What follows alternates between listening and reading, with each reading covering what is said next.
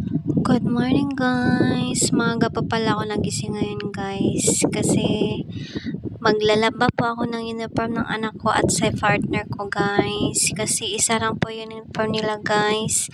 Papasok na po sila mamayang 12 sa school at sa work guys.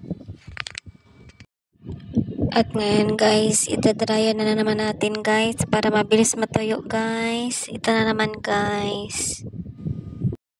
At ito na naman guys, pagkatapos ko mag-dryer guys, plinansya ko na kagad guys para wala akong gagawin mamaya. At ngayon guys, magsasaing na naman ako guys kasi magbabaon yung partner ko guys.